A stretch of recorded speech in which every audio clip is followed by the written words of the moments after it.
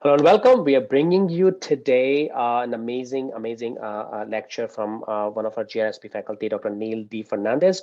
My name is Dr. Rahul Kashyap, and I'm my extreme pleasure to invite our speaker today. Dr. Fernandez is a pediatric intensivist in somewhere in the Midwest, and he will be talking about a topic which is not talked about too much. Now, where things to do once you have matched. So this is very much geared towards those who are matched in this cycle or who will be matching in next cycle as well. And in general, the financial pieces and other things as well. So Dr. Fernandez, welcome, and floor is yours.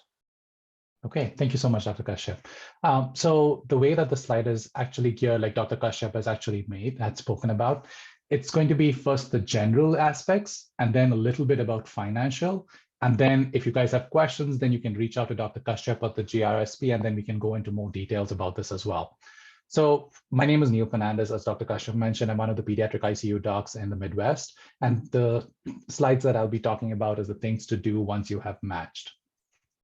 So the way that first, let me talk about disclosures. So this presentation is only for informational and entertainment only. It does not constitute any formal, personalized financial, accounting, or legal advice. And the opinions that I express are solely my own, and they do not express the views or opinions of my employer and or GRSP. And GRSP has no conflict of interest with any of the resources that are mentioned in this presentation. And this presentation may contain references to my blog, and I may receive compensations if you click on the links on the blog. So the topics that I aim to cover, I've broken it down to two different topics. So the first one is day-to-day activities, like how do you get your social security number, getting cell phone plans, driver's license, housing, transportation, etc. The other aspect, or the second part of my talk, will be more about the financial. How do you get a bank account? How do you build a credit history? Talking a little bit about the retirement system in the US, as well as your earning potential. Like, why exactly are you coming towards the US, and like how much money can you make? Because that's the big question that it's on everybody's head. Like, oh, how much can I make once I become a resident or an attending in the US? So going over day-to-day activities. So things that should be, once you match with a program, the things that will be addressed by your program will be how to get a visa, which will be either H-1B or a J-1. So H-1B, you generally need to be done with your step 3 before they can offer you an H-1B. And J-1 is more of a exchange visa. So if you have not done your step 3, then generally you will be going towards a J-1 visa. The next thing is medical license. It can be broken down into two different parts. One is the temporary medical license, and the other one is a permanent medical license. This again will be addressed by your program. And then the last thing is you need to get a national provider number, which again will be addressed by your program. Now, coming to the first part, which is a social security number. For those of you who are from India, you can just use it as a synonym as the Aadhaar number. This is literally the number that will be linked all over, wherever you go from when you start your residency to fellowship to resident to an attending, when you're paying taxes, everything. This is like the most important number in the US. Generally, it's a 10-digit number, and anytime you talk to anybody, it is generally going to be, they will ask you what's the last 4-digit of your social security number. And this is the way that they actually give you your number. So let's be 1, 2, 3, 4, then a 2-digit, and then a 4-digit. So the 4-digit number is what you need to remember. So the way, if you have matched, the first thing is you would go to this website, you would fill in the form. And then once you fill in the form, then you will take your passport and your current I-94, and you will go to your nearest social security number, which you can find from this link. And within a week or two, you should be able to get your social security number. So the way that it generally comes is it comes in a small paper format. Generally, you will have, like, as before you get a green card or anything, it will be generally valid for work authorization only with DHS authorization, which means that you are tied to an employer. You cannot say I'm working as a residency in one place and then go and moonlight as in another place. Generally, this will be there on your card. So it's illegal for you to do work at any other place other than your residency. The next thing is cell phone plans. So this can be, depends on any part of your stage, like whether you're coming here for electives, whether you're coming here as residency. The big players will either be T-Mobile, AT&T, or Verizon.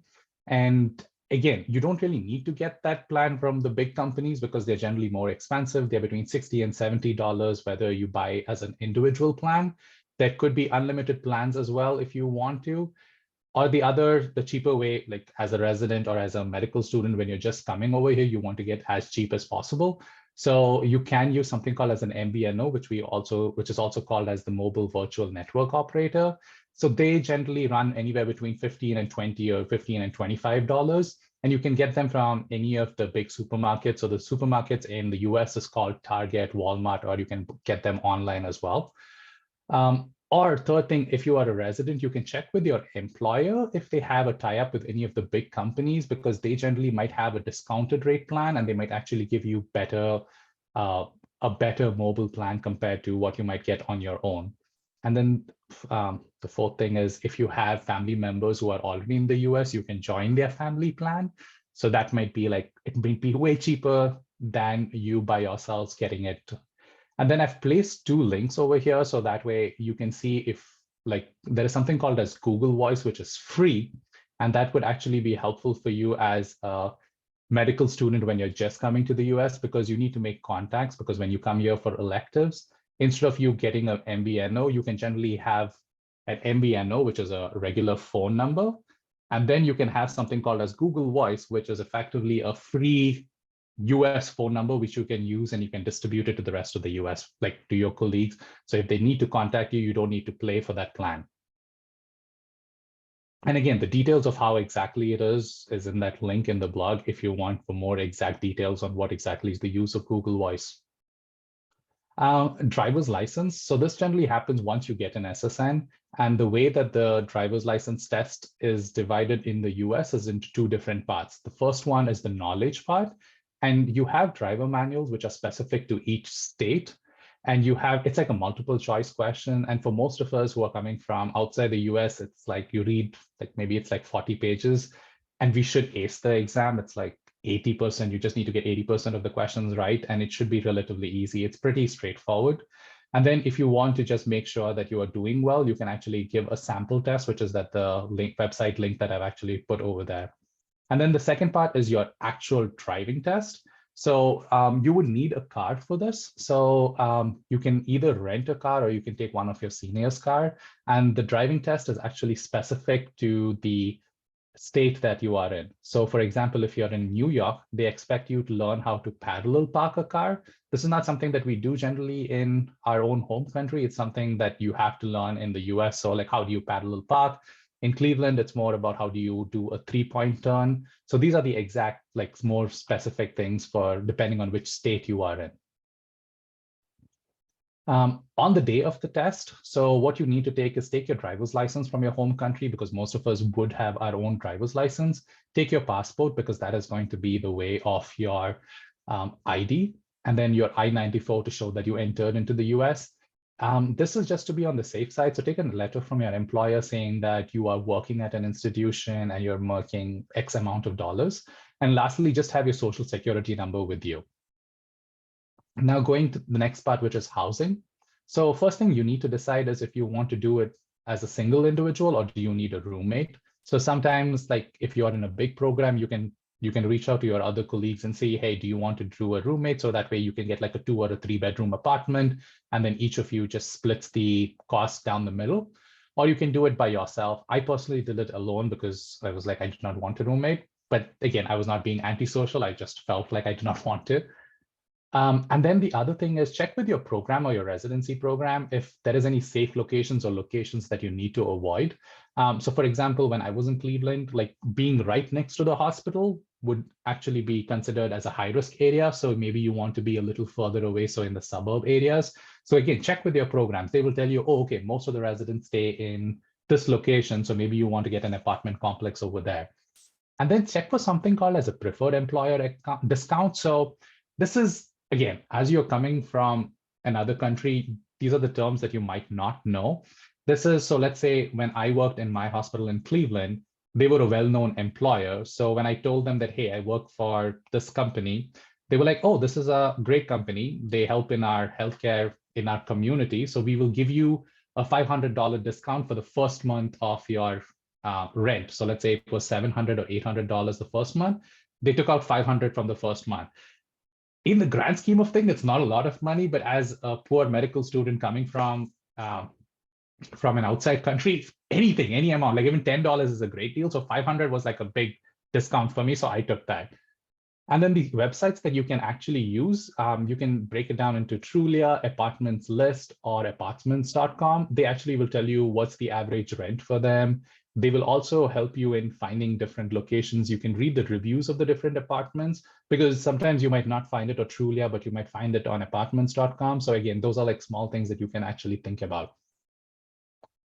The next thing is mode of transportation. So I would divide it into two different. So I did a residency and fellowship. So I did my residency in Cleveland. I would consider it, I mean, even though it sounds like a big name, it's actually a small city. It's not very well connected by public transportation. For that location, you would need a car. And then once you decide that you want to get a car, it depends on your credit history. And I will talk about that in the next couple of slides. But again, it depends on your credit history. Then it depends on yourself, whether you want to lease or you want to buy a car. And then the next thing, it depends on where you are. So let's say if you're in Wisconsin, you need a car which is all-wheel because it snows a lot over here. So whether you want an all-wheel drive or do you want just a two-wheel drive. But let's say you go into a big city, so like Boston or New York, so that's where I did my fellowship. It's very well connected by public transportation. So there you don't really need a car. So there at that time, I would be like, don't buy or rent a car. I would just say, let's use the public transportation because that's like less headache on your aspect as well. So once you get a car, people think that you get a car and that's it. But actually, you have to pay for parking spots in the US. So it'll be two different expenses. So it'll be at your apartment complex, and then it'll be at the hospital as well. And then the last thing is you also have to pay insurance, and the insurance depends on how prone is the city to get traffic accidents. So New York, your insurance rates would be really, really high because like everybody has a car in New York. But let's say in Cleveland, not a lot of people have, or it's not that busy. So people would actually not, their insurance is not that expensive. So then I just thought quickly, I'll talk about this, like leasing versus buying a car. So leasing, the benefit of a lease is actually you can get the latest model of the car. So let's say if I just came to the US, I could get a 2022 or 2023 model. Compared to buying, you can buy anything from 2000 to 2022, but then you do not know what's the history of the car. Like, was the previous owner a good owner? Did he take care of his car, or was he just like a road rash, just like driving it through the place or anything?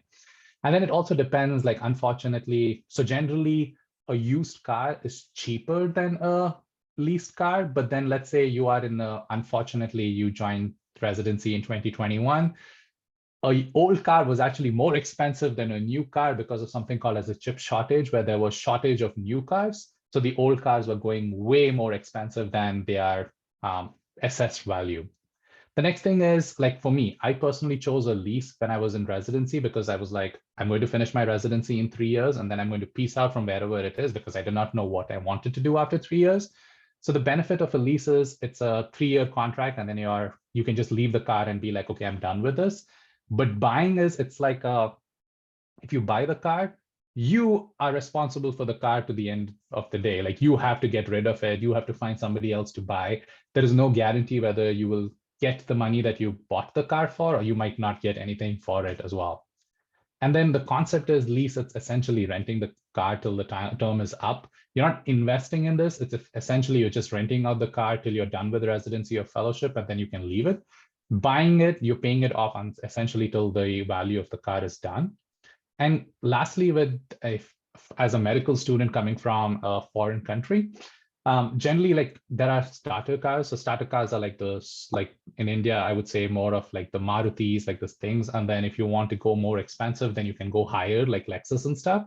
But Toyota, Hyundai, Honda, you can use one of these 3 cars. They're generally decent cars as well. And again, this is not a doctor level car. This is just something to get you from point A to point B. And you just want a reliable car. The Toyota brand is a very well-known brand in the US, so that is something that you can use. However, for a lease, you do need to have a social security number as well as a credit history for a good rate. Buying, you can buy literally any brand, but again, it's how much money you have. This is again a niche topic. This is something, so if you want to know what mail is coming to you and you're not going to be there, so the USPS, or the United States Postal Service, actually offers something called as informed delivery system. So what happens is, let's say somebody actually sends you a mail and you just want to know what mail is coming. So they will send you this card. And then every day in the morning, you will get an email from USPS saying that, okay, you're getting this mail from this person. So that way you just know what mail is coming to you. Again, you don't have to do it. This is just like, oh yeah, this is good to know that this mail is coming to me. Now coming to the financial aspect of my talk. So first thing is a bank account. You need a bank account for your program to actually deposit your paycheck or your salary. But before you open a bank account, like generally when I started, I was like, oh, I need a bank account in one of the big 3 companies like Chase, Wells Fargo, or Bank of America. But actually that is not the case. You want to figure out if your hospital has any tie-up with any institution, because what happens is, so normally you have like the regular rate, but then if you have a good employer, you can get a much better rate with the bank, if that's what I'm trying to get at. And the other thing is, when you're opening an account, check if there is any bonus. And I'll talk about it in the next slide. So sometimes what happens is they will say, oh, if you can deposit $1,000 within the first 30 days, we'll give you $500 as a bonus for opening an account with my institution. So I'll talk about that in my next slide. But the other terms that you need to know is a routing number, which is more specific to the bank. So Chase has a specific routing number, or let's say Wells Fargo has a different routing number. But then you have a second number, which is your account number. This is more specific to your account, your personal account. This number, you don't want to wave it out on the flag. You want to keep that number much more secure. The routing number is not a big deal. So let's say this is a promotion. So let's say enjoy $200 on us if you can deposit, let's say $1,000 within the first 3 months. However, there is generally a catch to this. So they will say, oh, you put the money, but then you will have monthly service fees or other products. And the way that you can actually eliminate this service fee is if you can deposit $500 per paycheck, or you keep a total amount of around $1,500 per month, or you keep an average salary of around $5,000 in 1 month. So again, just going a little more into banking accounts. So there are 2 big account types. One is the checking account. So in this is pretty much your run of the mill. I think in India, it's called more of the savings account, and here it's just flipped the other way around. So here is a checking account. It has very poor interest rates, but you have unlimited transactions over here. And the second part is your savings account. This might have a decent savings like a APY, but you have very limited transactions. You can do only 6 transactions per month in a savings account. So the other thing that you need to know in the US is that the banks are not your friends. So they try to take fees or money from you at every month as possible. So they have something called as a monthly service fee. So like I showed in my previous slide, the way that you can actually eliminate this monthly service fee is by having one of the following: either electronic deposits of around 500, or have a balance of around 1,500, or an average day balance of 5,000 or more. These are my personal bank accounts. Again, this is not financial advice in any way. This is my personal bank accounts, and this is why I have it. So Basque Bank, the reason why I have it is because the interest rate is pretty good. It's around 4.75 at this moment, so high interest rate. SoFi or Social Financial, the savings rate is around 4.2 and the checking is around 1.2. But you also get free checkbooks. So sometimes in the US, you need to write checks. So for free checks, you can get SoFi. Discover, the reason why I have it is the savings rate is a little on the higher side, but I also have my credit cards over here as well. So I feel like it's easier to make payments from my credit card. Chase, like as you can see, the big banks, they give you close to 0% interest rate, which is like 0.01. It's a good national bank. And if you have paid attention to what's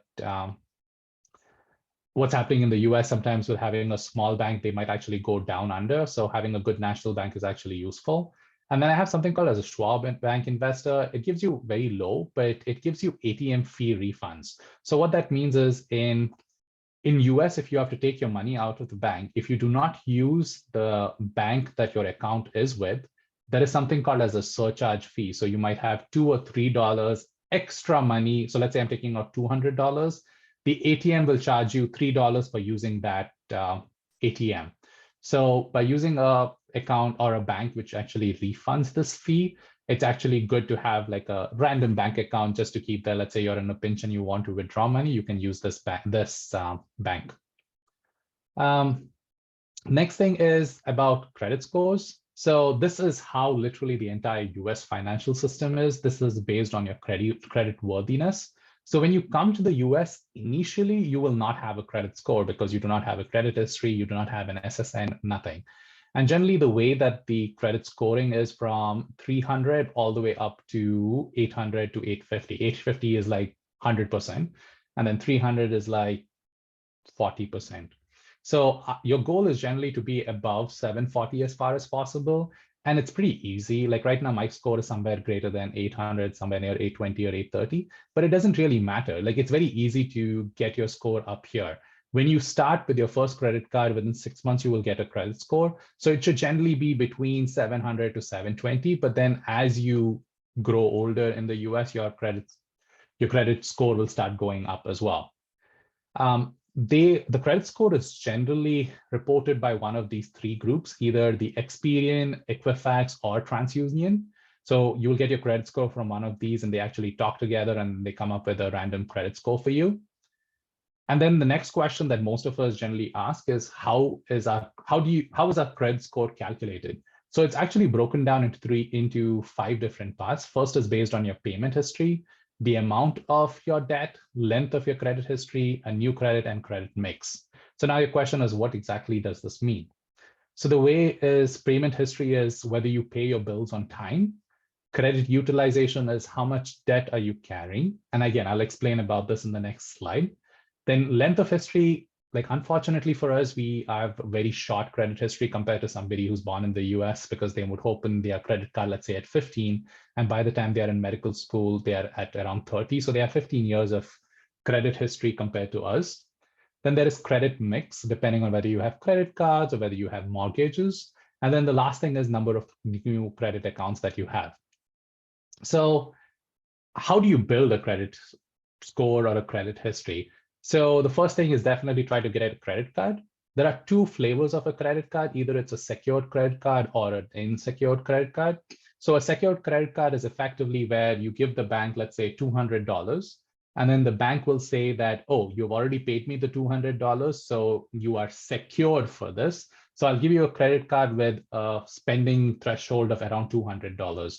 Again, you can get way bigger numbers, but again, this is the one thing that I've read about. So that is something just to keep in. And the other one is unsecured credit card. This is something where you can get a credit limit of around $7,000.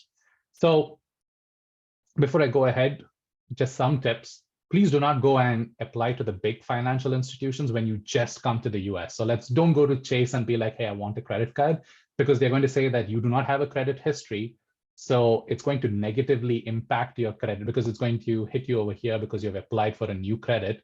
They're going to say I don't have any credit history or credit score on you. So they're going to reject you.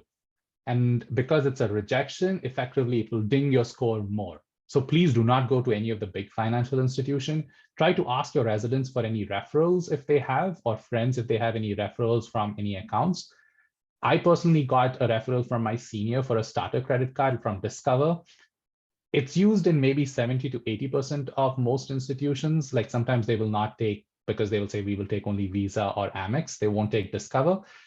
But again, your goal is just to build a credit history. So take something, take whatever small things you can. My referral link is down here. Again, you don't need to use it. You can ask one of your seniors for that and then take it from there. So credit card terminology, this is what you need to understand. So let's say you applied for a credit card. So the credit line or credit limit is effectively the amount of money that they've given you. So let's say they've given you a credit limit of $10,000. So what this means is you can effectively, in one single swipe, you can spend up to $10,000.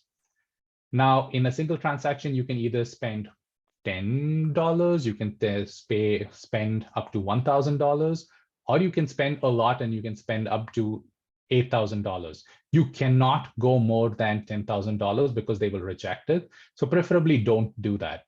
The way that you can build your credit history or your credit score is try not to go more than 10% of your credit limit. So every month, try to pay it off in full. Do not carry a balance, and try to make your credit utilization or the amount of money that you're using less than 10%. So if you have a $1,000 card or a credit limit, try to keep it less than 100 on your credit balance. Or if you have 10,000, try to use it less than $1,000 as well.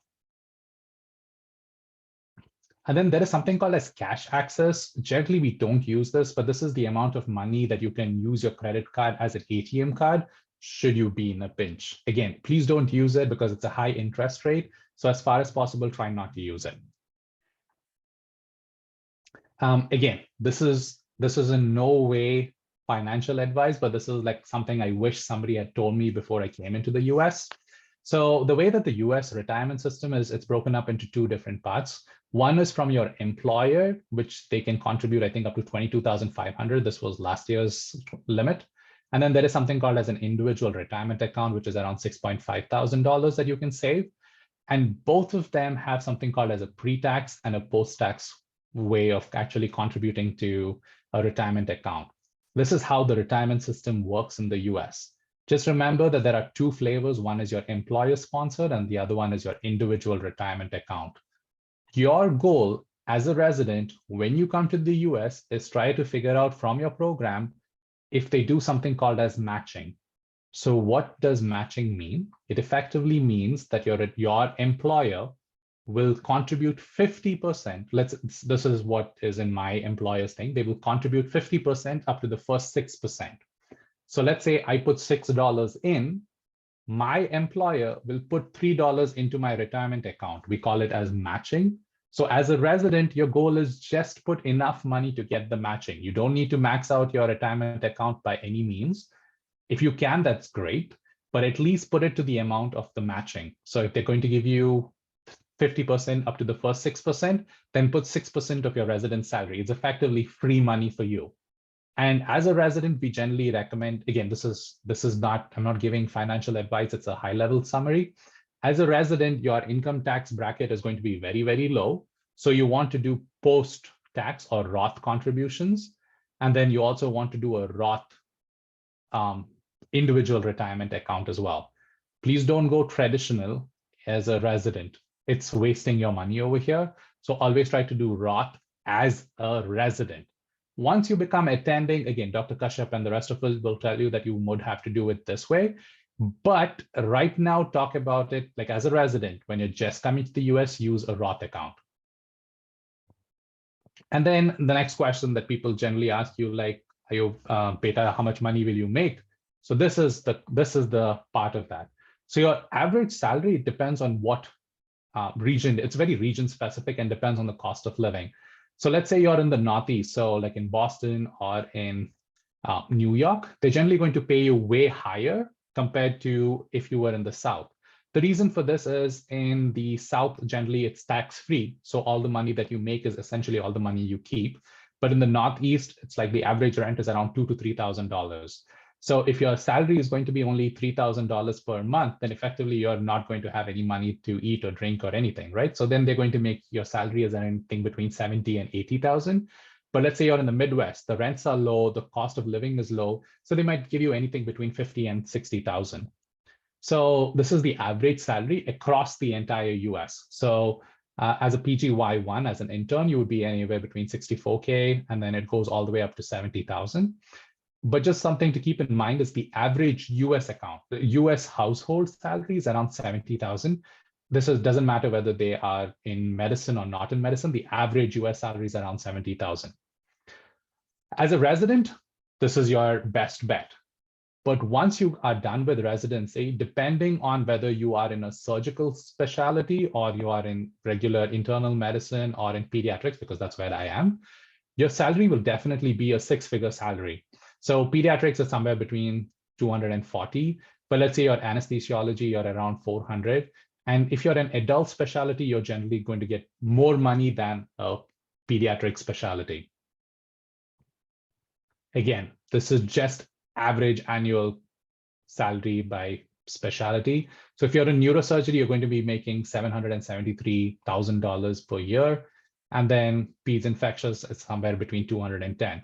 Again, this is by no way means telling you, like, if infectious disease is your passion, please do that, because you have to do that for the next 30 years. You want to be in a specialty that you like doing. You don't want to only be money chasing, because you are going to burn out pretty quickly. Like, I loved pediatrics. So I really do not care about like, oh, I'm not going to make this. I'm going to make something on the lower end. But I was like, I don't care. I love kids. That's what I'm going to do. and I wanted to do critical care because I feel like I have ADHD and I can do short attention spans. And I loved it. Like critical care is awesome for me. This is my calling. And I'm sure I can do this for the next 30 years and not have any burnout. But then if you were, let's say you were performance chasing and you decided that you wanted to do adults, but you don't like doing adult, you're going to burn out way quicker. So that is just something in the back of your head. Again, Dr. Kashyap is like a great mentor to talk to, just to be like, oh, okay, what do I want to do in the future? And again, your salaries are going to go up. So if you are just, so when we say PCPs, it just means primary care providers, and you're not a subspecialist. In the year 2015, you were making somewhere between 199, but in 2022, you're making somewhere near 290. And again, if you were a subspecialist, you were going to make 290, and right now you're making around somewhere between 490. So generally, that is another thing that you need to think about if you are going to be doing only residency, or do you want to do residency plus fellowship? So that's another thing that you need to keep in the back of your head. So overall, 340 as a regular PCP or primary care, you can make 260. But if you take subspecialty training, you can go up to 368. But again, it depends on what subspecialty you're going into and what, whether you're adult or pediatrics or a surgical specialty or no. So this is the next part of my talk. So your greatest asset is your ability to work, which is your age or your time. So let's say the average 2022 average physician income was around 340,000. The typical career is around 30 years. So 339 into 30 is around 10 million. So effectively, you can make 10 million if you work for at least 30 years. However, think about this. You are going into work, you get into an accident. In scenario one, nothing major happens, you come back to work. It's okay, good for you. But let's say in scenario two, you lose a limb, you cannot walk, or you cannot continue your residency. Now what? That's a scary situation, right? So as an individual, this is again something that I wish that somebody had spoken to me before I started my residency and fellowship, because as a young, when looking at half of you over here, I'm sure you guys are like in your 20s or 30s, I'm assuming. So you think that you are, it's like a teenager. You're like, I am not going to be disabled. I don't know what this guy is talking about. But as your residency or once you come, you are going to have issues or you're going to have problems. So you're going to have like back problems, or you might have anything. So this is this is the thing that comes into insurance. And that's what we talk about as long-term disability insurance. Again, I'm not going to go into the details of this. This is again, a very, very, very high level summary. It will pay you effectively a monthly benefit if you become disabled for greater than 90 days. So let's say in scenario two, you would effectively pay, let's say you take 5,000 as your insurance, you'd be paid 5,000 per month till 65 or till the age of 65. And that's great. Like at least that way, you know, let's say you're not married or you are married, that way you are not a burden to your better half or your worse half, whichever you want to consider it. You're not a burden to the family because you are making money essentially every single month. The benefits are generally tax-free unless the premium is paid by the employer, and generally can insure up to 60 to 70% of your income. And again, this is something that we can talk about more once you join the JRSP course, but this is just something that you need to keep in the back of your head. And then for people who feel that they won't really become disabled, just know that at least 1/3 of people will have a disability lasting for at least 90 days. 1/8 is around 5 years. And then 90% are caused by illnesses. And we are in a very high stress environment. Like being a doctor is not something that you can just be like, la, la, la, la, la. It is a high stress environment. You need to talk to patients. Every single day is a stressful day. But again, this is something that you need to just keep in the back of your head. And again, doctors have one of the higher rates of musculoskeletal and mental disabilities. So with that, these are the topics that we covered. Again, this was a quick run through, and like Dr. Kashyap said, like this is a recorded thing, so maybe you can come back and look at the video again. But the things that we have spoken about is the day-to-day activities and then the financial aspects of it, and just a brief overview of the retirement system in the US. And I would like to thank Dr. Kashyap and the JISP team for actually giving me an opportunity for talking to you guys. And then Jim Daly, he's like one of the white coat investors. He's the one who helps with the financial part of it. And again, If you have any questions, I'm sure, please email grspofficial@gmail.com, and Dr. Kashyap or the team would be able to answer you most questions. And then the program website, I'm really excited if you guys would be joining it. And then that's my personal email. And then for the tech savvy people, that's my QR code. If you have any questions, you can just scan it, and then you can contact me. And with that, I would like to end. Thank you, Dr. Fernandez. That was a fantastic overview of the presentation. You have given it to us as well.